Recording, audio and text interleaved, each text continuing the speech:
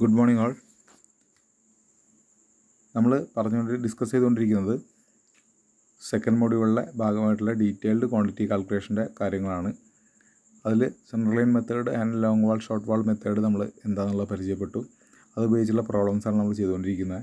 ഇപ്പോൾ നമ്മൾ ചെയ്ത് കഴിഞ്ഞത് ഫൗണ്ടേഷൻ, ബേസ്മെൻറ്റ്, അതേമാതിരി അതിൽ വരുന്ന എർത്ത് ഫില്ലിംഗ്, അതുമാതിരി ഫൗണ്ടേഷൻ ചെയ്യാൻ വേണ്ടി നമ്മൾ എത്ര എർത്ത് വർക്ക് എക്സ്കവേഷൻ ചെയ്യണം, അങ്ങനെയുള്ള കാര്യങ്ങളുടെ ഡീറ്റെയിൽ ക്വാണ്ടിറ്റിയാണ് നമ്മൾ കണ്ടുപിടിച്ചത്. അത് ഈ പറഞ്ഞ രണ്ട് മെത്തേഡിലും എങ്ങനെ കണ്ടുപിടിക്കാനുള്ള കാര്യങ്ങൾ നമ്മൾ ഡിസ്കസ് ചെയ്തു. ആ മെത്തേഡ്സ് എന്തൊക്കെയാണെന്നുള്ളത് നമ്മൾ ഏകദേശം പരിചയപ്പെട്ടു. ഓക്കെ, അപ്പോൾ ഇനി നമുക്ക് പറയാനുള്ള കുറച്ച് തിയറി പോർഷൻസാണ് നമ്മൾ ഇമ്പോർട്ടൻ്റ് ആയിട്ട് കുറച്ച് തിയറി പോർഷൻസാണ് നമ്മൾ പറയുന്നത്. അതിൽ ഇപ്പോൾ ഈ ഭാഗത്ത് നമുക്ക് ഇനി ചെയ്യാൻ പോകുന്ന കാര്യങ്ങളിലെ കുറച്ച് കാര്യങ്ങളും അതേപോലെ തേർഡ് മൊഡ്യൂളിലെ കുറച്ച് കാര്യങ്ങളാണ് നമുക്ക് ഡിസ്കസ് ചെയ്യാനുള്ളത്. എന്തുകൊണ്ടാണ് പെട്ടെന്ന് തേർഡ് മൊഡ്യൂളിലേക്ക് പോകുന്നതെന്ന് വെച്ചാൽ തേർഡ് മൊഡ്യൂളിൽ നമ്മൾ പറയുന്നത് ഡീറ്റെയിൽഡ് ക്വാണ്ടിറ്റി കാൽക്കുലേഷൻ തന്നെയാണ് സെക്കൻഡ് മൊഡ്യൂൾ പോലെ. പക്ഷേ അവിടെ നമ്മൾ ഫിനിഷിംഗ് വർക്കുകളുടെ ഡീറ്റെയിൽഡ് ക്വാണ്ടിറ്റിയാണ് പറയുന്നത്, അതായത് പെയിൻറ്റിങ്, പ്ലാസ്റ്ററിങ് പോലുള്ള വർക്കുകളുടെ. ഓക്കെ, അപ്പോൾ നമ്മൾ സെക്കൻഡ് മൊഡ്യൂളാണെങ്കിൽ ഫിനിഷിംഗ് വർക്കുകളുടെ ക്വാണ്ടിറ്റീസ് പറയുന്നില്ല. അതല്ലാതുള്ള ക്വാണ്ടിറ്റികളുടെ അതല്ലാതുള്ള വർക്കുകളുടെ ഫിനിഷിംഗ് വർക്കിന് മുന്നേ ഉള്ള വർക്കുകളുടെ ഡീറ്റെയിൽഡ് ക്വാണ്ടിറ്റി കാൽക്കുലേഷനാണ് നമ്മൾ സെക്കൻഡ് മൊഡ്യൂളിൽ പറയുന്നത്. അതായത് സെക്കൻഡ് മൊഡ്യൂളിൻ്റെ ഒരു കണ്ടിന്യൂഷൻ തന്നെയാണ് തേർഡ് മൊഡ്യൂളും. ഓക്കെ, അപ്പോൾ തേർഡ് മൊഡ്യൂളിലേക്ക് തേർഡ് മൊഡ്യൂളിൻ്റെ തിയറീസ് നമ്മൾ പറഞ്ഞതിന് ശേഷം നമ്മൾ പ്രോബ്ലം ചെയ്യുമ്പോൾ രണ്ടും കൂടി ഒന്നിച്ചാണ് നമ്മൾ ചെയ്യുക. ഒരു വർക്ക് എടുത്തു കഴിഞ്ഞാൽ, ഒരു ബിൽഡിങ്ങിൻ്റെ പ്ലാൻ നമ്മൾ എടുത്തു കഴിഞ്ഞാൽ അതിൻ്റെ എല്ലാ വർക്കുകളുടെയും ഡീറ്റെയിൽ ക്വാണ്ടിറ്റി കാൽക്കുലേഷൻ എങ്ങനെയാണെന്നുള്ളത് നമുക്ക് പറയാൻ സാധിക്കും.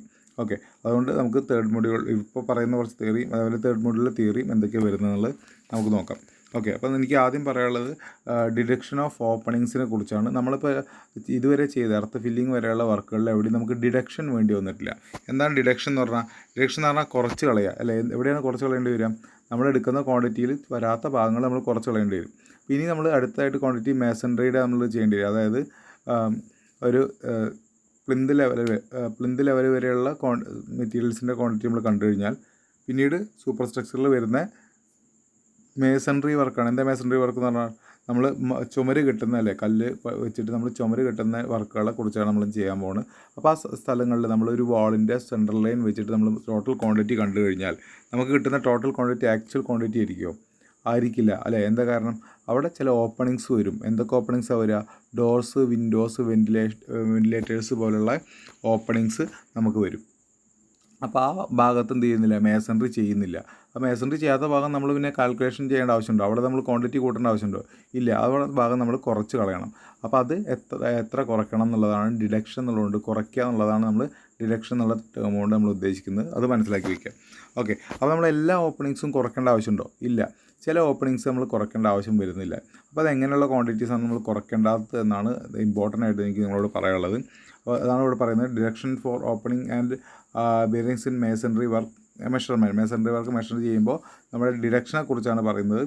അതിൽ സബ്ഹെഡിങ് ആയിട്ട് no deduction is made for following എന്ന് പറയുന്നുണ്ട്. അപ്പോൾ എവിടേക്കാണ് ഡിഡക്ഷൻ ചെയ്യാത്തത് എന്നാണ് പറയുന്നത്. അതിൽ ഫസ്റ്റ് പോയിൻ്റ് ഇതാണ്: opening each up to 1000 square centimetre, അതായത് 0.1 സ്ക്വയർ മീറ്റർ. നിങ്ങൾ ആ ടേം ഓർത്താൽ മതി.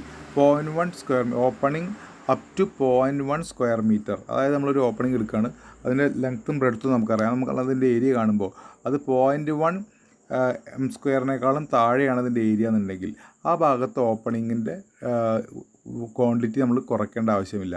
ഓക്കെ, അതായത് ചെറിയൊരു ഓപ്പണിംഗ് നമ്മൾ കൊടുത്തിട്ടുണ്ട്, ഭംഗിക്ക് വേണ്ടി ചെറിയൊരു ഓപ്പണിംഗ് കൊടുത്തിട്ടുണ്ട്, സ്ക്വയർ ഓപ്പണിംഗ് കൊടുത്തിട്ടുണ്ട്. നമ്മളതിൻ്റെ ഏരിയ കാൽക്കുലേറ്റ് ചെയ്തപ്പോൾ ആ ഏരിയ വരുന്നത് 0.05 m² ആണ് എൻ്റെ ഏരിയ വരുന്നതെങ്കിൽ ആ ഭാഗം നമ്മൾ ക്വാണ്ടിറ്റി കാണുമ്പോൾ അങ്ങനെ ഒരു ഓപ്പണിംഗ് ഉള്ളതായിട്ട് നമ്മൾ കണക്കാക്കാതെ നേരിട്ട് വോളിയം കണ്ടാൽ മതി മേസൺറിയുടെ. ഇനി അല്ല, അത് 0.1 m² വലുതാണ് ആ ഏരിയ എന്നുണ്ടെങ്കിൽ, ആ ഓപ്പണിങ്ങിൻ്റെ ഏരിയ എന്നുണ്ടെങ്കിൽ ആ ഇതിന് കറസ്പോണ്ടിങ് ആയിട്ടുള്ള, ഇപ്പോൾ 1.5 m² ആണ് ആ ഏരിയ എന്നുണ്ടെങ്കിൽ 1.5 ഇൻറ്റു അതിൻ്റെ ആ വാളിൻ്റെ തിക്നെസ് എത്രയാണെങ്കിൽ ആ തിക്നെസ് ചെയ്യുമ്പോൾ നമുക്ക് അതിൻ്റെ വോളിയം കിട്ടും, അല്ലേ? അത്രയും വോളിയം നമ്മൾ കണ്ടുപിടിച്ച ടോട്ടൽ ക്വാണ്ടിറ്റിയിൽ നിന്ന് നമ്മൾ എന്ത് ചെയ്യണം? കുറച്ച് കളയണം. അതിനാണ് ഡിഡക്ഷൻ എന്ന് പറയാം. അപ്പോൾ എന്താ പറയുന്നത്? 0.1 m² വരെയാണെങ്കിൽ നമ്മൾ ഡിഡക്ഷൻ ചെയ്യേണ്ട ആവശ്യമില്ല എന്നാണ് പറഞ്ഞത്. ഓക്കെ, അപ്പോൾ അതിന് മുകളിലാണെങ്കിൽ ഡിഡക്ഷൻ ചെയ്യണം എന്നർത്ഥം. ക്ലിയർ? ഇനി അടുത്ത രണ്ടാമത്തെ പോയിൻ്റാണ് end of beams, post, rafters etcetera up to 500 square metre or 0.05 m². Square metre എന്ന് പറഞ്ഞാൽ m², അല്ലേ? അതായത് ബീമുകളൊക്കെ വരുമല്ലേ, ബീമുകൾ ഒക്കെ കൊടുത്തിട്ടുണ്ടാവും, അല്ലെങ്കിൽ നമ്മൾ സ്റ്റീൽ സ്ട്രക്ചേഴ്സ് ആയിട്ടുള്ള റാഫ്റ്റേഴ്സ് പോലുള്ള സാധനങ്ങളുണ്ടാവും, വുഡൻ റാഫ്റ്റേഴ്സ് വന്ന് ചുമരിലേക്ക് കയറി നിൽക്കുന്നുണ്ടാവും. അങ്ങനത്തെ സ്ഥലങ്ങളിലൊക്കെ അതിൻ്റെ ഏരിയ വരുന്നത്, ഇപ്പോൾ ഒരു ബീമിൻ്റെ എൻഡിൻ്റെ ഏരിയ വരുന്നത് 0.5 m²-നേക്കാളും താഴെയാണെങ്കിൽ അതും നമ്മൾ കുറയ്ക്കേണ്ട ആവശ്യമില്ല. പിന്നെ അതേപോലെ മൂന്നാമത് പറഞ്ഞ് bed plates, wall plates, bearing of balconies and the like up to 10 centimeter depth. Bearing of floor and roof slabs are not deducted from masonry. അതായത് ഇപ്പോൾ നമ്മളെ ബെഡ് പ്ലേറ്റ്സ്, വാൾ പ്ലേറ്റ്സ് എല്ലാം നമ്മൾ ട്രസ് വർക്ക് ചെയ്യുമ്പോൾ കൊടുക്കുന്നതാണ്. അങ്ങനെ വരുന്ന അതിന് കൊടുക്കുന്ന സ്പേസ്, അതേമാതിരി ബാൽക്കണീസ് അല്ലേ, നമ്മളെ ബാൽക്കണിയൊക്കെ നിങ്ങൾ കണ്ടുണ്ടാവും, ഒരു കാൻഡിലിവർ സ്ലാബ് അല്ലെങ്കിൽ കാൻഡിലിവർ ബീം വെച്ചിട്ടാണ് നമ്മൾ കൊടുത്തിട്ടുണ്ടാവുക. അപ്പോൾ അത് പുറത്തേക്ക് പ്രൊജക്റ്റ് ചെയ്ത് നിൽക്കുന്ന രീതിക്കാവും ബാൽക്കണീസ് കൊടുത്തിട്ടുണ്ടാവുക. നമ്മളതിന് ചജ്ജ എന്ന് പറയും അല്ലേ. അപ്പോൾ അങ്ങനെയുള്ള സാധനങ്ങളുടെയൊക്കെ നമ്മൾ മേസൺറിയിൽ നിന്ന് പുറത്തേക്ക് പ്രൊജക്റ്റ് ചെയ്യുന്ന രീതിക്കാണ് നമ്മൾ കൺസ്ട്രക്ട് ചെയ്യുക. അപ്പോൾ ആ ഭാഗത്ത്, അത് വരുന്ന ഭാഗത്ത് നമ്മൾ സൺഷെയ്ഡ് കൊടുക്കുന്ന പോലെ പ്രൊജക്റ്റ് ചെയ്ത് നിൽക്കുന്നുണ്ടാവുക. അപ്പോൾ അത് വരുന്ന ഭാഗത്ത് എന്ത് ചെയ്യില്ല, ആ ഭാഗത്ത് നമുക്ക് മേസൺറി ചെയ്യേണ്ട ആവശ്യമുണ്ടോ? ഇല്ല, നമ്മളവിടെ കോൺക്രീറ്റ് ഉപയോഗിച്ചാവും ചെയ്യുന്നുണ്ടാവുക. ആ മേസൺറിയിൽ അത് കണക്കാക്കേണ്ട ആവശ്യം വരുന്നില്ലല്ലോ നമുക്ക്. പക്ഷേ അതെങ്ങനെയുള്ള കേസാണെങ്കിൽ ആ 10 centimeter ഡെപ്ത് വരെയുള്ള സ്ലാബൊക്കെയാണ് കൊടുത്തതെന്നുണ്ടെങ്കിൽ അങ്ങനെയുള്ള പ്രൊജക്ഷൻസൊന്നും നമ്മളവിടെ ആ ഭാഗത്ത് മേസൺറി ആ മേസൺറി നമ്മൾ കുറയ്ക്കേണ്ട ആവശ്യമില്ല. അത്രയും ഭാഗത്തിൻ്റെ ക്വാണ്ടിറ്റി കുറച്ചിട്ട് നമ്മൾ കണക്കാക്കേണ്ട ആവശ്യമില്ല. അതും കൂടി എന്ത് ചെയ്യും, നമ്മൾ മേസൺറിയിൽ ഇൻക്ലൂഡ് ചെയ്ത് ടോട്ടൽ ക്വാണ്ടിറ്റി ഒന്നിച്ച് കണ്ടുപോകും. ഓക്കെ, അപ്പോൾ ഇത്രയും സാഹചര്യങ്ങളിലൊന്നും നമ്മൾ കുറയ്ക്കേണ്ട ആവശ്യം വരുന്നില്ല മേസൺറിയിൽ എന്നാണ് പറയുന്നത്. അതിൽ ഫസ്റ്റ് പോയിന്റ് ഇമ്പോർട്ടൻ്റ് ആയിട്ട് ആലോചിക്കുക. 0.1 m² താഴെയാണെങ്കിൽ നമ്മൾ ഡിഡക്ഷൻ ചെയ്യേണ്ട എന്നുള്ള കാര്യം ഏറ്റവും ഇമ്പോർട്ടൻ്റ് ആയിട്ട് ആലോചിച്ച് വയ്ക്കുക. ഇത്രയാണ് മേസൺറിനെ കുറിച്ച് നമുക്ക് പറയാനുള്ളത്.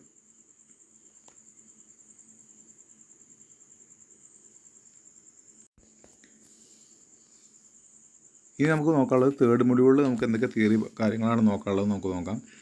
തേർഡ് മൊഡ്യൂളിൽ ഞാൻ പറഞ്ഞു എസ്റ്റിമേഷൻ ഓഫ് ബിൽഡിംഗ് ഫിനിഷസ് ആണ്, ബിൽഡിംഗ് മെറ്റീരിയലിൻ്റെ ഡീറ്റെയിൽ ക്വാണ്ടിറ്റിയാണ് കാണുന്നത്, പക്ഷേ ഫിനിഷിംഗ് മെറ്റീരിയലിൻ്റെയാണ് കാണുന്നത്. അപ്പോൾ എന്തൊക്കെ ഫിനിഷിംഗ് മെറ്റീരിയൽ വരുന്നുണ്ട്, അതിൽ പറഞ്ഞ പോലെ ഡിഡക്ഷൻ എത്രയൊക്കെ കൊടുക്കണം, അങ്ങനെയുള്ള കാര്യങ്ങളൊക്കെ നമുക്കൊന്ന് ബ്രീഫായിട്ട് നോക്കാം. Detailed estimation of single story buildings including water supply system and sanitation. അപ്പോൾ സിംഗിൾ സ്റ്റോറി ബിൽഡിങ്സിൻ്റെയൊക്കെയാണ് നമ്മൾ കൂടുതലായിട്ട് തേർഡ് മൊഡ്യൂളിൽ നമുക്ക് നോക്കാനുള്ളതെന്നാണ് പറയുന്നത്. ഇനി ഓരോരോ ഫിനിഷിംഗ് മെറ്റീരിയലായിട്ട് നമുക്ക് എന്താണ് ഫിനിഷിംഗ് മെറ്റീരിയൽ എന്നുള്ള കാര്യങ്ങൾ നോക്കാം. ആദ്യം പറയുന്നത് പ്ലാസ്റ്ററിങ് ആൻഡ് പോയിൻറ്റിങ്ങിനെ കുറിച്ചാണ്. അപ്പോൾ എന്താണ് പ്ലാസ്റ്ററിങ് എന്ന് ആദ്യം നോക്കാം. എന്താ പ്ലാസ്റ്ററിങ് എന്ന് പറഞ്ഞാൽ നമുക്കറിയോ, നമുക്ക് ഓൾറെഡി അറിയാം എന്താണെന്നുള്ളത് അല്ലേ. നമ്മൾ ചുമര് തേയ്ക്കുന്നതിനെയാണ് പ്ലാസ്റ്ററിങ് എന്ന് പറയാം അല്ലേ. അപ്പോൾ നമ്മൾ ടെക്നിക്കൽ ടേംസൊക്കെ പഠിക്കുമ്പോൾ നമ്മൾ തന്നെ ഉപയോഗിക്കണം. നമുക്ക് പ്ലാസ്റ്ററിങ് എന്ന് പറയുന്നത് എന്തായിരുന്നു, നമുക്ക് ഹോസ്പിറ്റലിലൊക്കെ പോയി പ്ലാസ്റ്റർ ഇടുന്ന കാര്യമായിരിക്കും നമ്മളെ മനസ്സിൽ പ്ലാസ്റ്ററിങ് എന്ന് പറയുമ്പോൾ ഉണ്ടാവുക. പക്ഷേ നമ്മൾ CME എല്ലാം പഠിച്ചവരാണ്, അപ്പോൾ നമുക്ക് അതിൽ പ്ലാസ്റ്ററിങ് എന്നുള്ള ടേമൊക്കെ നമ്മൾ മനസ്സിലാക്കിയവരാണ്. നമ്മുടെ ടെക്നിക്കലായ ടേം പ്ലാസ്റ്ററിങ് എന്നുള്ള എന്താണ്, ചുമര് തേയ്ക്കുന്നതിന് ഒക്കെയാണ് നമ്മൾ ചുമര് തേയ്ക്കുന്നതിനാണ് നമ്മൾ പ്ലാസ്റ്ററിങ് എന്ന് പറയുക. അപ്പോൾ അതങ്ങനെ തന്നെ മനസ്സിലാക്കി വെക്കണം. ഓക്കെ, അപ്പോൾ ടേം ഓർക്കുക പ്ലാസ്റ്ററിങ്. അതൊരു ടൈപ്പ് ഓഫ് ഫിനിഷിംഗ് മെറ്റീരിയൽ. നമ്മൾ വാളെല്ലാം മേസൺറി വർക്ക് ചെയ്തതിന് വെച്ച് കല്ലെല്ലാം കെട്ടിയതിന് ശേഷം നമ്മൾ ഫിനിഷ് ചെയ്യാൻ വേണ്ടിയിട്ട് അല്ലേ, വൃത്തിയാക്കാൻ വേണ്ടിയിട്ട് നമ്മൾ ചെയ്യുന്നതാണ് എന്ത്, ഫിനിഷിംഗ് വർക്ക്. അപ്പോൾ അത് പ്ലാസ്റ്ററിങ് ഫിനിഷിംഗ് വർക്കിൽ ഇൻക്ലൂഡഡ് ആണ്. ഇതിൽ പറയുന്ന പോയിൻറ്റ്സ് എന്തൊക്കെയാണ് നോക്കാം. It is taken in m² or square feet, അതായത് ഏരിയയാണ് അതിൻ്റെ കാൽക്കുലേറ്റ് ചെയ്യുക. അതിൻ്റെ ക്വാണ്ടിറ്റി നമ്മൾ മെഷർമെൻറ്റ് എടുക്കുക എന്ന് പറഞ്ഞാൽ, പ്ലാസ്റ്റർ ചെയ്തതിൻ്റെ മെഷർമെൻറ്റ് എടുക്കുക എന്ന് പറഞ്ഞാൽ അതിൻ്റെ ഏരിയയാണ്, എത്ര ഏരിയകൾ നമ്മൾ പ്ലാസ്റ്ററിങ് ചെയ്തു എന്നാണ് നമ്മൾ പറയുക. അത് m² അല്ലെങ്കിൽ സ്ക്വയർ ഫീറ്റിലാണ് റെപ്രസെൻറ്റ് ചെയ്യുക. യൂഷ്വലി ഇപ്പോൾ m² റെപ്രസെൻറ്റ് ചെയ്യുക, സ്ക്വയർ ഫീറ്റിലും റെപ്രസെൻറ്റ് ചെയ്യാറുണ്ട് അല്ലെങ്കിൽ ചെയ്തിരുന്നു. ഓക്കെ, അടുത്ത പറയുന്നത് description should contain thickness motor and it's mix. അതായത് ഇപ്പോൾ നമ്മൾ പ്ലാസ്റ്ററിങ് എത്ര അതിനെക്കുറിച്ച് പറയുമ്പോൾ അതിൻ്റെ ഡിസ്ക്രിപ്ഷൻ നമ്മൾ എഴുതുമ്പോൾ എത്ര തിക്നെസ്സിലാണ്, യൂഷ്വലി 1.2 mm തിക്നെസ്സൊക്കെയാണ് യൂഷ്വലി പറയുക. അതായത് എന്താ പറയുക, ചെറിയ തിക്നെസ്സിലാവും നമ്മൾ കൊടുക്കുന്നുണ്ടാവുക. 1.2 centimeter അല്ലേ, 1.2 centimeter തിക്നെസ്സൊക്കെ നമ്മൾ യൂഷ്വലി കൊടുക്കുക. 12 mm തിക്നെസ് എന്ന് നമ്മൾ പറയും. അങ്ങനെയുള്ള കാര്യങ്ങളൊക്കെയാണ് അതിൽ കൊടുത്തിട്ടുണ്ടാവുക. പിന്നെ ഏത് മോട്ടാറാണ് ഉപയോഗിച്ചിരിക്കുന്നത്, ഏത് ടൈപ്പ് മോട്ടാർ, അതായത് സിമെൻറ്റ് മോട്ടാറാണോ അല്ലെങ്കിൽ ലൈം മോട്ടാറാണോ. മോട്ടാർ എന്ന് പറഞ്ഞാൽ എന്താണ്, നമ്മൾ ബൈൻഡിങ് മെറ്റീരിയലും ഫൈൻ അഗ്രിഗേറ്റും മണലും കൂടി മിക്സ് ചെയ്ത് അല്ലേ, അതിനാണ് നമ്മൾ മോട്ടാർ എന്ന് പറയുക. അപ്പം നമ്മൾ യൂഷ്വലി ഇപ്പോൾ എന്താ സിമെൻറ്റ് മോട്ടാറാണ് നമ്മൾ ഉപയോഗിക്കുക, സിമെൻറ്റ് മോട്ടാറാണ് ഉപയോഗിച്ചിരിക്കുന്നത്. അതൊരു മിക്സ്, അത് ഏത് റേഷ്യോയിലാണ് മിക്സ് ചെയ്തിരിക്കുന്നത്, 1:6, 1:3 അങ്ങനെയൊക്കെ നമ്മൾ റേഷ്യോ പറയും. ആ കാര്യങ്ങളാണ് എന്ത് ചെയ്യുന്നുണ്ടാവുക, അതിൻ്റെ ഡിസ്ക്രിപ്ഷനിൽ കൊടുത്തിട്ടുണ്ടാവുക എന്നാണ് പറയുന്നത്.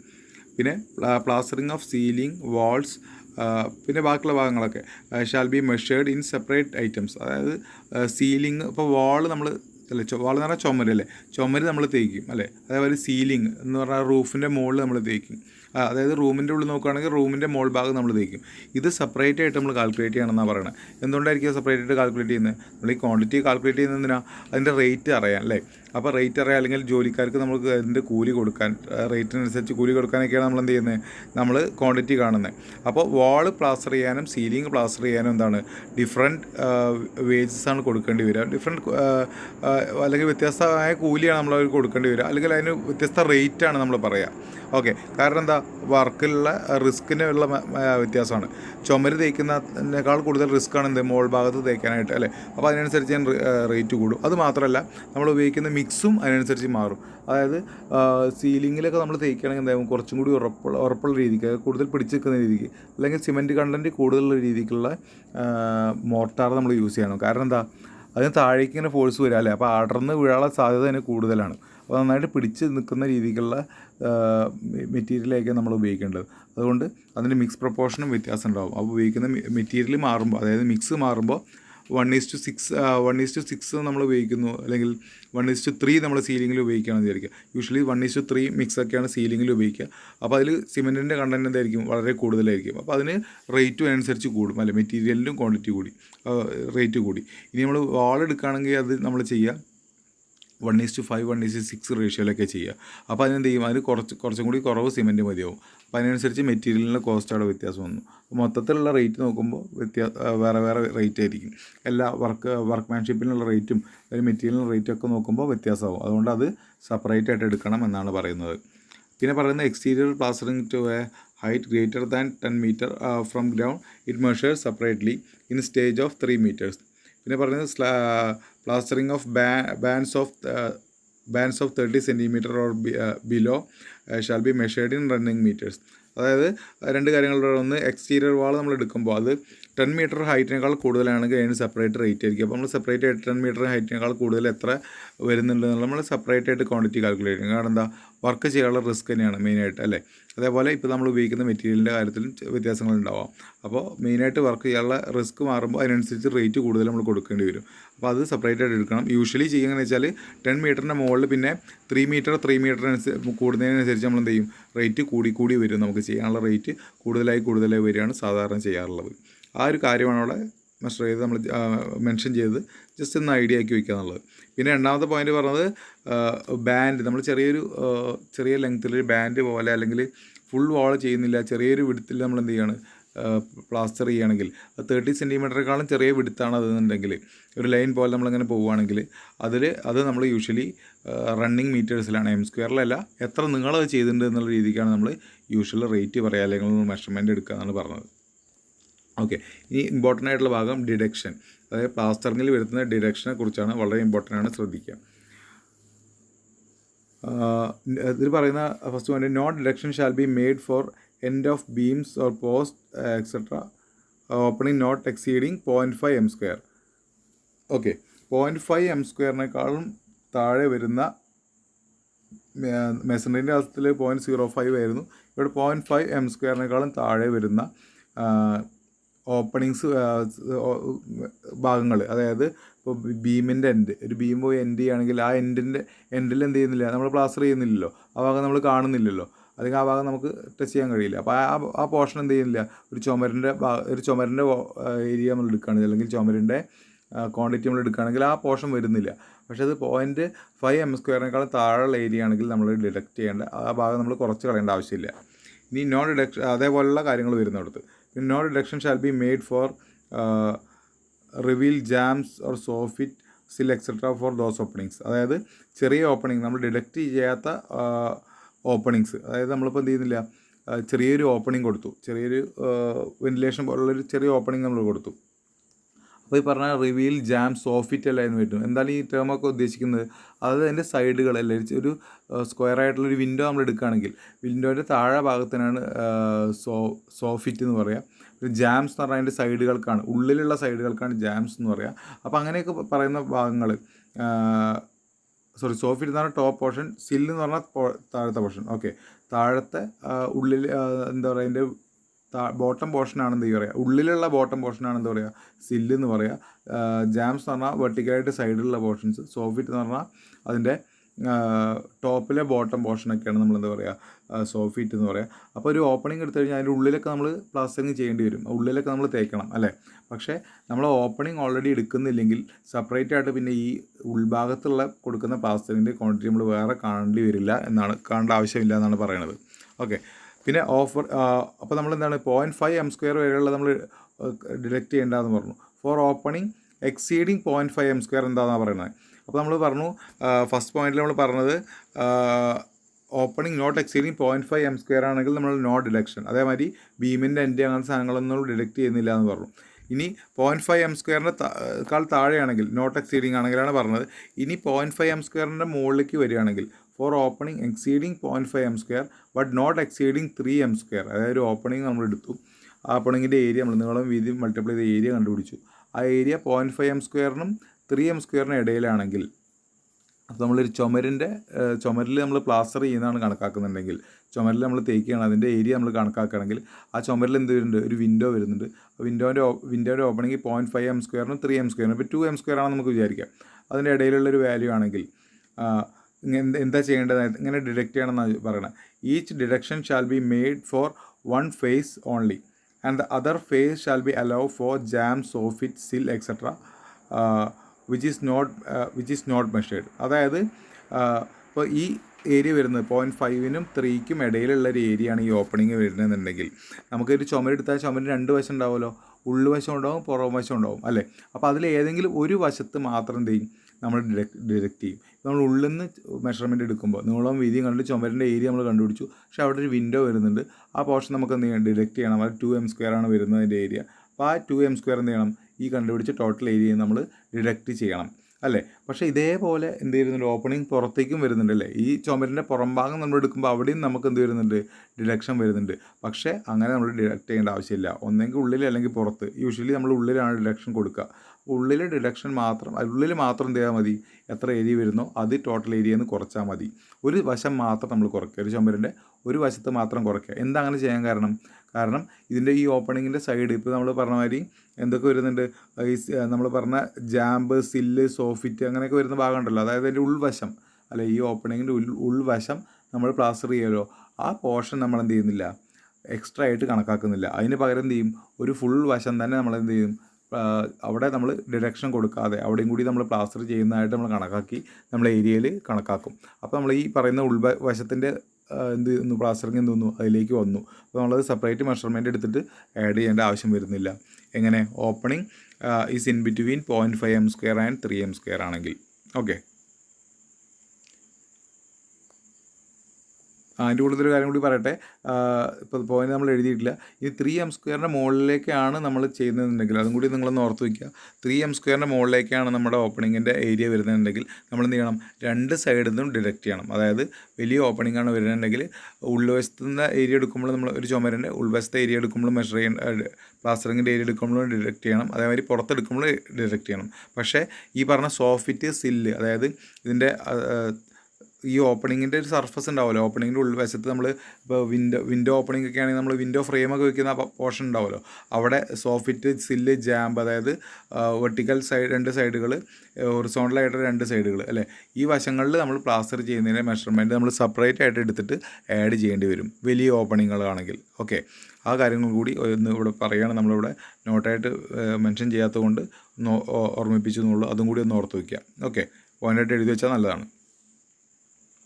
ഇനി പോയിൻറ്റിങ്ങിൻ്റെ കേസ്. എന്താണ് പോയിൻറ്റിങ് എന്ന് പറഞ്ഞാൽ, പോയിൻറ്റിങ് നിങ്ങൾ ഇതേമാതിരി CMEയിൽ പഠിച്ചായിരിക്കും എന്താ പോയിൻറ്റിങ് എന്നുള്ളത്. പ്ലാസ്റ്ററിങ് പോലെ തന്നെ നമ്മളിപ്പോൾ മേസൺറി ഒക്കെ ചെയ്ത് ആ മേസൺറിയിൽ ജോയിൻറ്റ്സ് വരുന്ന ഇടയിൽ മാത്രം നമ്മൾ എന്ത് ചെയ്യാണ്, പ്ലാസ്റ്റർ ചെയ്യുകയാണ്. അല്ലെങ്കിൽ അത് സേഫ് ആക്കാൻ വേണ്ടി നമ്മൾ അവിടെ സിമെൻറ്റ് മോട്ടാർ പേസ്റ്റ് നമ്മൾ കൊടുക്കുകയാണെന്നുണ്ടെങ്കിൽ അതിനാണ് നമ്മൾ പോയിൻറ്റിങ് എന്ന് പറയാതെ നമുക്കറിയാം.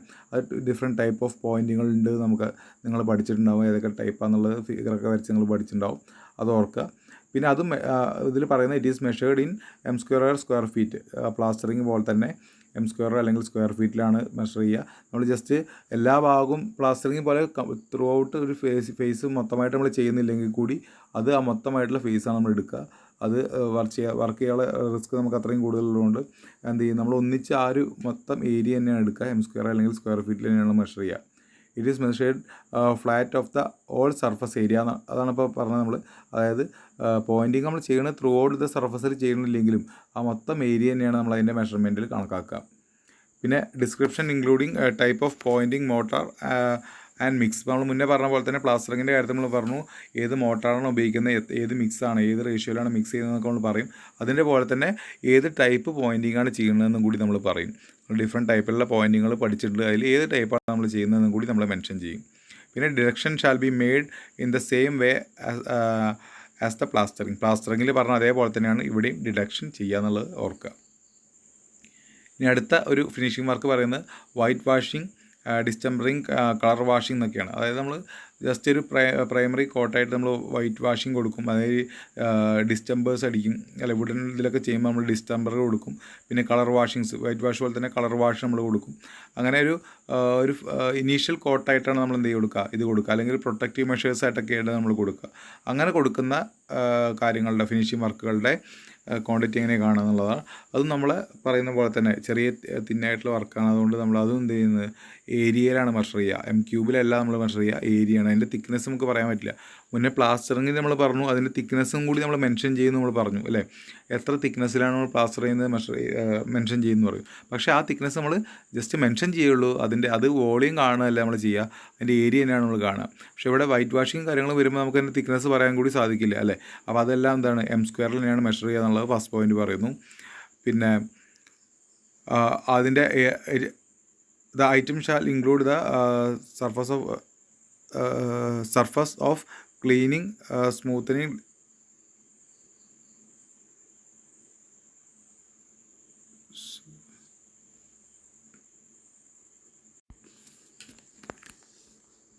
നോക്കുക. ആ പോയിൻ്റ് അത്ര ക്ലിയർ ആവുന്നില്ല.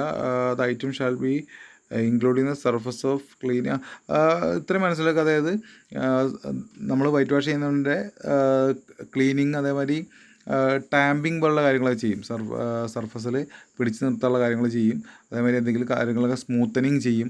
അങ്ങനെയുള്ള കാര്യങ്ങളൊക്കെ ഇൻക്ലൂഡ് ആയിട്ടുള്ള റേറ്റ് ആയിരിക്കും നമ്മളിതിന് പറയുക എന്നുള്ളതാണ് ഉദ്ദേശിക്കുന്നത്. ഇതിലെല്ലാം എന്താ മിസ്റ്റേക്കാണ് തോന്നുന്നു. ആ പോയിൻ്റ് അങ്ങനെ ഒന്ന് എഴുതുക. ക്ലീനിങ്ങിനും സ്മൂത്തനിങ്ങിനൊക്കെയുള്ള എന്താ റേറ്റും കൂടി ഇൻക്ലൂഡ് ആയിട്ടാണ് നമ്മൾ എന്ത് ചെയ്യുന്നത് ആ റേറ്റ് പറയുന്നതെന്ന് ആണ് ഉദ്ദേശിക്കുന്നത് തോന്നുന്നു. ഓക്കെ, അപ്പോൾ അതൊന്ന് ജസ്റ്റ് ഓർത്ത് വയ്ക്കുക. പിന്നെ deduction shall be made in same way of plastering. പ്ലാസ്റ്ററിങ്ങിൽ പറയുന്ന പോലെ തന്നെയാണ് ഇവിടെയും ഡിഡക്ഷൻ എത്ര കുറയ്ക്കണം എന്നുള്ളത് സെയിം തന്നെയാണ് പറയുക. പിന്നെ finishing coat on corrugated surface shall be measured in flat in square metre or square feet. Okay, or square feet എന്നുള്ള കൂടി എഴുതണേ. അതായത് ഇപ്പോൾ ഒരു കൊറുഗേറ്റഡ് സർഫസ് ആണെങ്കിൽ, കൊറുഗേറ്റഡ് സർഫസ് എന്ന് പറഞ്ഞാൽ എന്താണ്, ഇങ്ങനെ അണ്ടുലേഷൻസ് ഒക്കെ ഉള്ള, അല്ലെങ്കിൽ വളഞ്ഞ് പോകുന്നത്, നമ്മൾ ആസ്ബസ്റ്റോ ഷീറ്റുകളൊക്കെ റൂഫിൽ നമ്മൾ ഉപയോഗിക്കുന്നുണ്ടാവുമല്ലോ, അതിങ്ങനെ എന്തെങ്കിലും ഉണ്ടാവും, ഇങ്ങനെ കയറ്റിറക്കങ്ങളായിട്ടുള്ള രീതിക്കാണ്. ആ കൊറുഗേറ്റഡ് എഴുതിയതിൻ്റെ മുകളിൽ കാണിച്ചിരിക്കുന്ന പോലെ എന്ത് ചെയ്യുന്നുണ്ടാവും, കയറ്റിറക്കങ്ങളായിട്ടാവും പോയിട്ടുണ്ടാവും, ഒരു ലെവൽ സർഫസ് ആയിട്ടല്ല കൊടുത്തിട്ടുണ്ടാവുക.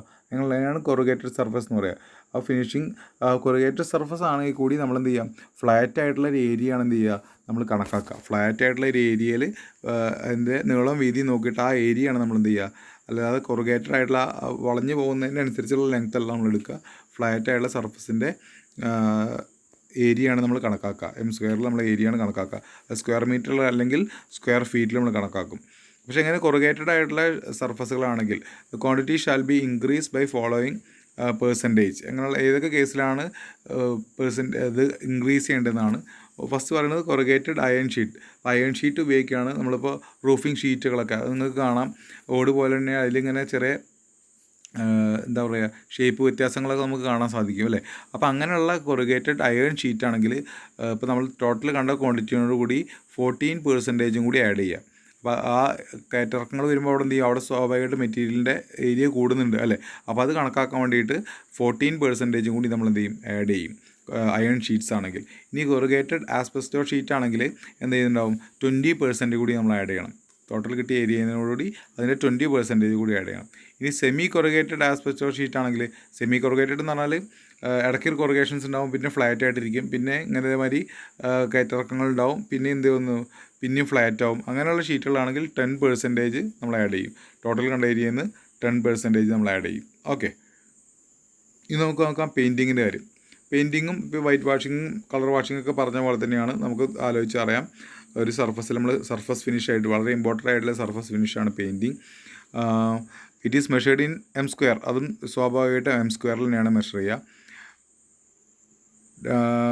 പിന്നെ description should include number of coat, ഏത് പെയിൻ്റാണ് അങ്ങനെയുള്ള കാര്യങ്ങളൊക്കെ അതിൽ ഉൾപ്പെടുത്തിയിട്ടുണ്ടാവും.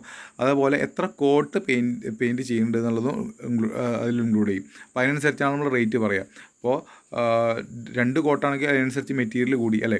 എന്താ കോട്ട് എന്ന് പറയുന്നത്, എത്ര പ്രാവശ്യം നമ്മൾ അടിച്ചു. ഒരു പ്രാവശ്യം അടിച്ച് അതിൻ്റെ മുകളിൽ കൂടി അടിച്ചാൽ ഫസ്റ്റ് അടിക്കുന്നതിന് നമ്മൾ ഫസ്റ്റ് കോട്ട് എന്ന് പറയും. പിന്നെ അതിൻ്റെ മുകളിൽ ഒന്നുകൂടി അടിക്കുകയാണെങ്കിൽ അതിൻ്റെ സെക്കൻഡ് കോട്ട് എന്ന് പറയും.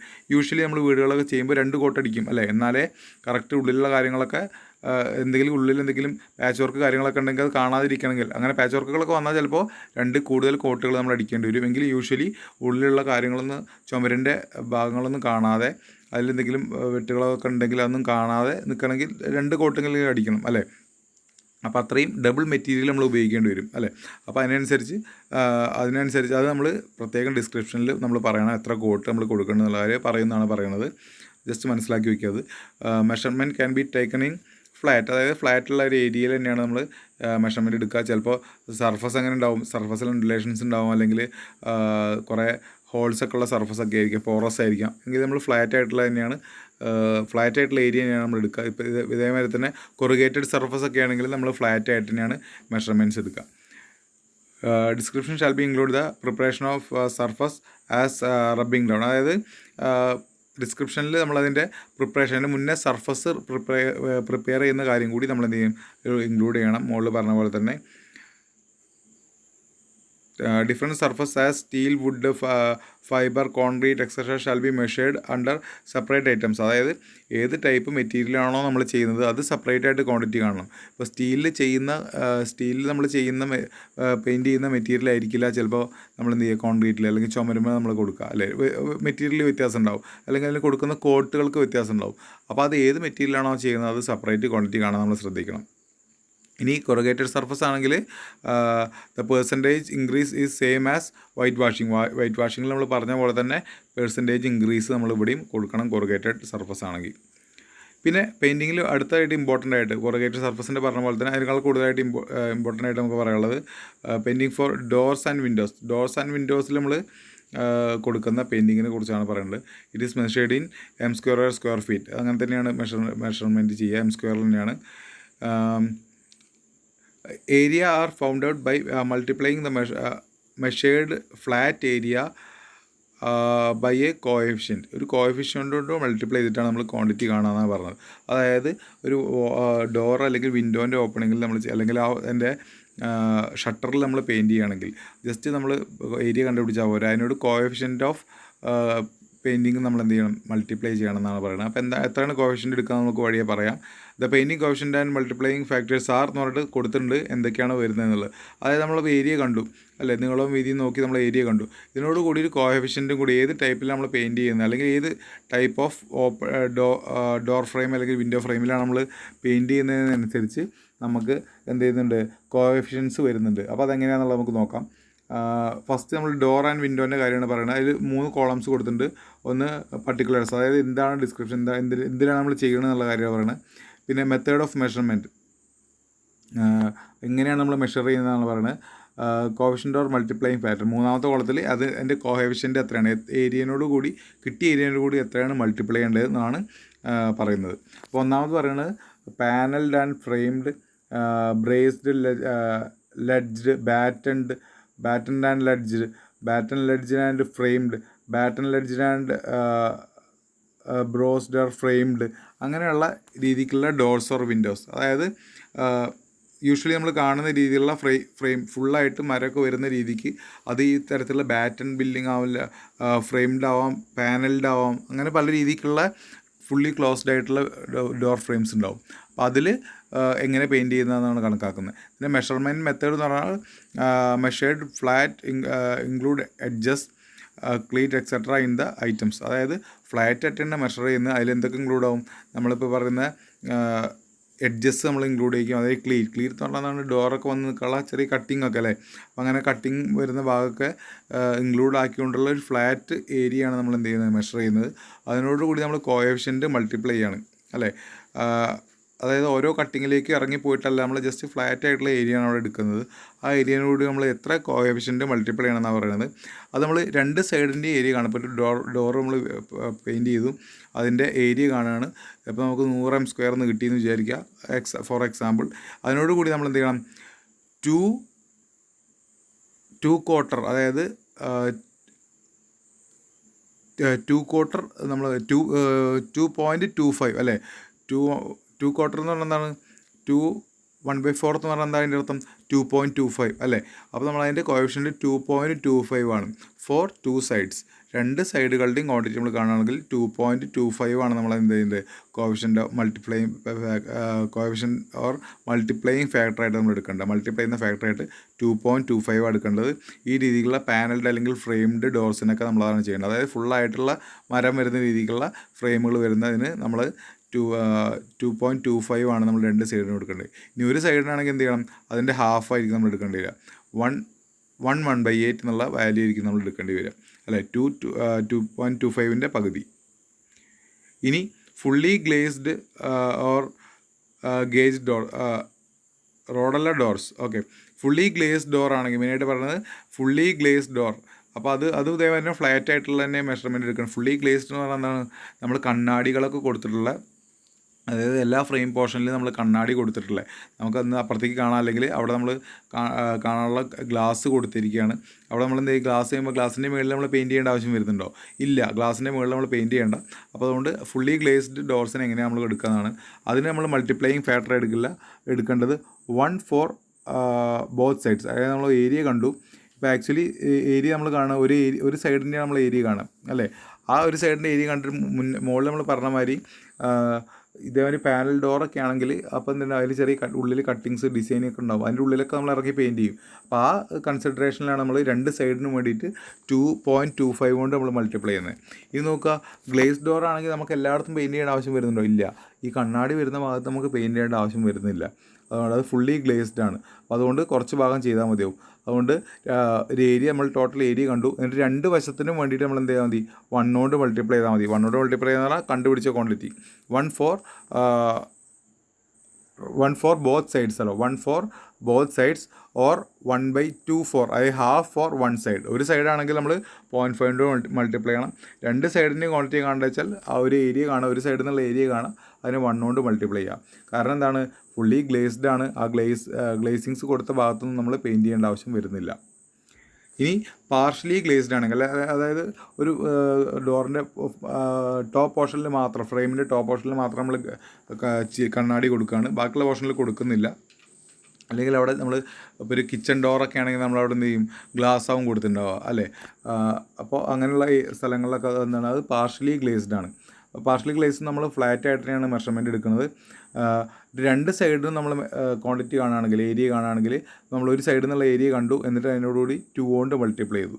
അതാണ് അതിൻ്റെ 2 ആണ് അതിൻ്റെ മൾട്ടിപ്ലൈയിങ് ഫാക്ടർ, അല്ലെങ്കിൽ കോഎഫിഷ്യൻ്റ് ഓഫ് മൾട്ടിപ്ലിക്കേഷൻ, അല്ലെങ്കിൽ കോഎഫിഷ്യൻ്റ് ഓഫ് പെയിൻറ്റിങ് എന്ന് പറയുന്നത് 2 ആണ്. ഓക്കെ, ഒരു ഫോർ ബോത്ത് സൈഡ്സ്. നമ്മൾ ഒരു സൈഡിൽ നിന്നുള്ള ഏരിയ കണ്ടു, അതിനെ 2 കൊണ്ട് മൾട്ടിപ്ലൈ ചെയ്താൽ അതാണ് ഫോർ ബോത്ത് സൈഡ്സ്. നമ്മൾ പാർഷ്യലി ഗ്ലേസ്ഡ് അല്ലെങ്കിൽ പാർഷ്യലി ഗേജ്ഡ് ആയിട്ടുള്ള ഡോർസ് നമ്മൾ കൊടുക്കാം. അപ്പോൾ 1 ഫോർ 1 സൈഡ്, ഒരു സൈഡിന് എന്തായിരിക്കും, അതിൻ്റെ പകുതി 1 ആവും നമ്മൾ എടുക്കുക. ഓക്കെ, ഇനി ഫ്ലഷ് ഡോർ ആണെങ്കിൽ, ഫ്ലഷ് ഡോർ എന്ന് പറഞ്ഞാൽ എന്താ, നമ്മൾ ആദ്യം പറഞ്ഞ ബാറ്റൺ ഡോറൊക്കെ ഉണ്ടല്ലോ, ഈ ബാറ്റൺ ഡോർ അല്ലെങ്കിൽ ഫ്രെയിം ഡോർസിനൊക്കെ ഉണ്ടാവും, അതിനെന്തെങ്കിലും ഡിസൈൻ വർക്ക്, അല്ലെങ്കിൽ ബാറ്റൺസ് ആകുമ്പോൾ വുഡൻ പീസസ് ഇങ്ങനെ അടുക്കി വെച്ചിരിക്കും, അത് ജോയിൻ ചെയ്തിട്ടാവും ഉണ്ടാകുന്നുണ്ടോ. അപ്പോൾ അതിൻ്റെ ഇടയിലുള്ള ഗ്യാപ്പിലൊക്കെ നമുക്ക് പെയിൻറ്റ് ചെയ്യണം. അതുകൊണ്ടാണ് അവിടെ 2.25 കോഎഫിഷ്യൻ്റ് വന്നത്. ഇനി ഫ്ലഷ് ഡോർ ആണെങ്കിൽ, ഫ്ലഷ് ഡോർ എന്ന് പറഞ്ഞാൽ നാലാമത്തെ ഐറ്റമായിട്ട് പറയുന്നത് ഫ്ലഷ് ഡോർ എന്ന് പറഞ്ഞാൽ എന്താണ്, ഫ്ലാറ്റ് ആയിട്ടുള്ള ഡോർ. ഈ ഫ്ലഷ് ഡോറുകളുടെ കേസിൽ എന്തായാൽ മതി, അതിൽ നമ്മൾ ഒരു സൈഡിൽ നിന്നുള്ള ഏരിയ കാണാം, എന്നിട്ട് 2 കൊണ്ട് അതിനെ മൾട്ടിപ്ലൈ ചെയ്യുക ഫോർ ബോത്ത് സൈഡ്സ്. അപ്പോൾ അവിടെ 2 ആണ് എന്ത് ചെയ്യുന്നത്, രണ്ട് സൈഡുകൾക്കും വേണ്ടിയുള്ള കോഎഫിഷ്യൻ്റ് എന്ന് പറഞ്ഞാൽ 2 ആണ്. Obviously 1 four 1 side. ഓക്കെ, ഇനി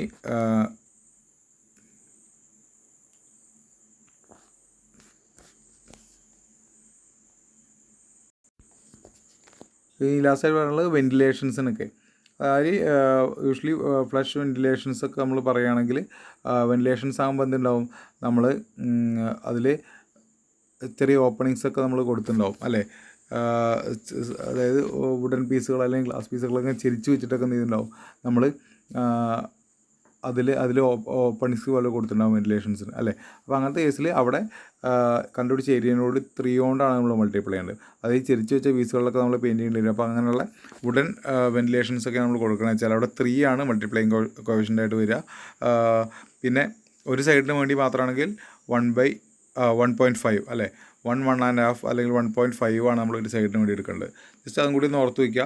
ഡോർസിൻ്റെ വിൻഡോസിൻ്റെയും പറഞ്ഞതാണ് നമുക്ക് മോസ്റ്റ് ഇമ്പോർട്ടൻ്റ് ആയിട്ട് ഓർക്കാനുള്ള. വെൻറ്റിലേഷൻസ് വരുമ്പോൾ ചെറിയ ഓപ്പണിംഗ് ആണ്, അതുകൊണ്ട് അതിൻ്റെ സൈഡിൽ നമ്മൾ പെയിൻറ്റ് ചെയ്യേണ്ടതും അതിൽ വരുന്ന കയറ്റിറക്കങ്ങൾ അല്ലെങ്കിൽ കട്ടിങ്സിൻ്റെ അവിടെ വരുന്നത് അങ്ങനെയുള്ള കാര്യങ്ങളൊക്കെ നമ്മൾ എക്സ്ട്രാ ആയിട്ട് കണക്കാക്കേണ്ടി വരും. അതുകൊണ്ട് അവിടെ 3 കൊണ്ട് മൾട്ടിപ്ലൈയിങ് കോഎഫിഷ്യൻറ്റ് അല്ലെങ്കിൽ കോഎഫിഷ്യൻ്റ് ഓഫ് മൾട്ടിപ്ലിക്കേഷൻ എന്താണ് 3 ആയിട്ട് നമ്മൾ എടുക്കാൻ കാരണം അതാണ്. അപ്പോൾ ഇതൊക്കെയാണ് എന്ത് വരുന്നത്, മൾട്ടിപ്ലൈയിങ് കോഎഫിഷ്യൻറ്റ് ഓർ മൾട്ടിപ്ലൈയിങ് ഫാക്ടേഴ്സായിട്ട് നമ്മൾ എടുക്കുന്നത്. അപ്പോൾ ഈ ടേംസൊക്കെ നിർബന്ധമായിട്ടും ഓർത്ത് വയ്ക്കുക. നമുക്ക് പെയിൻറ്റിങ്ങിൻ്റെ കാര്യങ്ങൾ വരുമ്പോൾ ആവശ്യം വരും. Okay, thank you.